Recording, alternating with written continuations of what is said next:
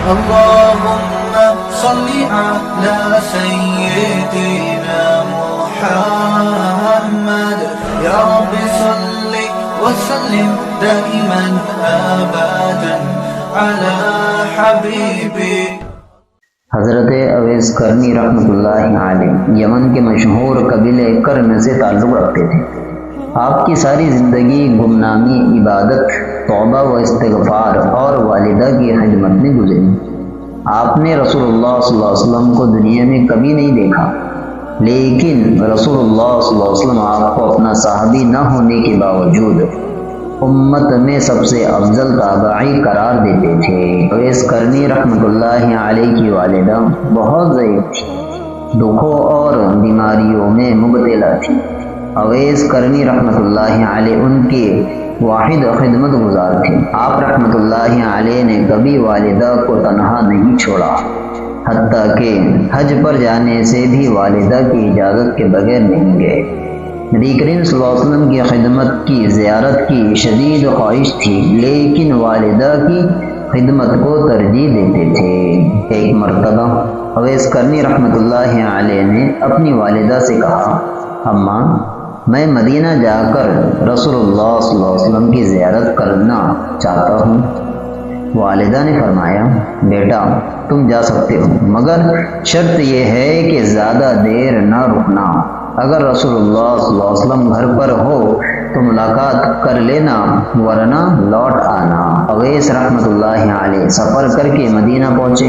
جب وہاں پہنچے تو معلوم ہوا کہ رسول اللہ صلی اللہ علیہ وسلم اس وقت گھر پر تشریف نہیں رکھتے، غزوہ یا سفر پر گئے ہیں. اویس کے پاس وقت کم تھا کیونکہ والدہ نے جلدی واپس آنے کی وصیت کی تھی. انہوں نے سوچا میں اپنی والدہ سے کیا وعدہ کر کے آیا ہوں، چنانچہ بغیر زیارت کیے واپس لوٹ گئے. یہ وہ جذبہ تھا جس نے انہیں اللہ کے مقرب بندوں میں شامل کر دیا. نبی کریم صلی اللہ علیہ وسلم نے فرمایا، یمن سے ایک شخص آئے گا جس کا نام اویس ہوگا، اس کی والدہ ہے اور وہ اس کا انتہائی فرما بردار ہے. اگر وہ تمہارے سامنے اللہ کے نام پر دعا کرے تو قبول ہوں گی. یہ صحیح مسلم شریف کی روایت ہے کہ اللہ کے نبی نے فرمایا کہ یمن سے ایک شخص آئے گا جس کا نام اویس کرنی رحمۃ اللہ علیہ ہوگا، جس کا نام اویس ہوگا، اس کی والدہ ہے اور وہ اس کا انتہائی فرما بردار ہے.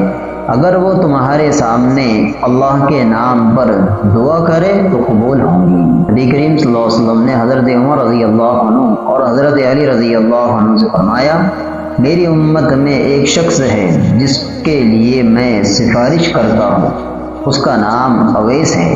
جب تم اسے پاؤ تو اس سے دعا کروانا. یہ وہ مقام تھا جو والدہ کی خدمت کی برکت سے ملا.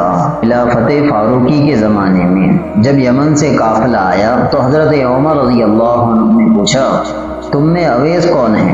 لوگوں نے بتایا کہ وہ ایک سادہ غیر معروف سا آدمی ہے. حضرت عمر رضی اللہ عنہ نے انہیں بلایا اور پوچھا، کیا تمہاری والدہ ہے؟ انہوں نے کہا، جی ہاں.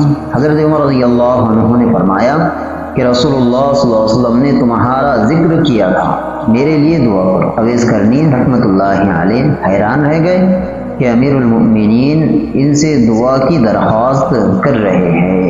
حضرت اویس کرنی رحمۃ اللہ علیہ کو نبی کریم صلی اللہ علیہ وسلم نے جو مقام دیا وہ نہ کثرت عبادت کا نتیجہ تھا، نہ کسی ظاہری شہرت کا، نہ کسی بڑے مرتبے کا، بلکہ صرف اور صرف والدہ کی خدمت کا نتیجہ تھا. اسلام میں والدہ کی خدمت کا سب سے روشن نمونہ حضرت اویس کرنی رحمۃ اللہ علیہ کی شخصیت ہے. اویس کرنی رحمۃ اللہ علیہ اپنی ضعیف والدہ کے واحد خدمت گزار تھے. نبی صلی اللہ علیہ وسلم کی زیارت کی خواہش کے باوجود والدہ کے وعدے کی پاسداری کی. والدہ کی خدمت کی بدولت سید التابعین کا لقب ملا کہ نبی کریم صلی اللہ علیہ وسلم نے ان کی دعا کو مقبول قرار دیا. عمر رضی اللہ عنہ اور حضرت علی رضی اللہ عنہ جیسے جلیل القدر صحابہ نے ان سے دعا کروائی۔ کہ دیکھیں ہم کہ آج کل ماں باپ کی بچے بات نہیں سن رہے، آج کل بچے ماں باپ کی نافرمانی کرنے پر اتر آئے ہیں۔ حضرت اویس کرنی رحمۃ اللہ علیہ یہ والدہ کے کتنے فرما بردار تھے کہ نبی صلی اللہ علیہ وسلم کی زیارت کو دل چاہتا تھا، لیکن والدہ کی طرف سے اجازت ملی۔ لیکن کیسی اجازت ملی کہ بیٹا اگر حضور صلی اللہ علیہ وسلم گھر پر تشریف رکھتے ہو تو ملاقات کر لینا، ورنہ لوٹ کر آ جانا۔ لیکن کیا ہوا، والدہ کی جتنی اجازت لی تھی والدہ سے تو اتنی ہی اجازت پر انہوں نے اکتفا کی، یعنی والدہ کی بات کو سنی اور والدہ کی خدمت کے اندر حضور صلی اللہ علیہ وسلم سے ملے بغیر ہی واپس لوٹ گئے۔ تو اللہ تعالیٰ ہم تمام کو والدین کی خدمت کرنے والا بنائے، اور اللہ رب العزت ہم تمام کو والدین کی فرمانبرداری کرنے والا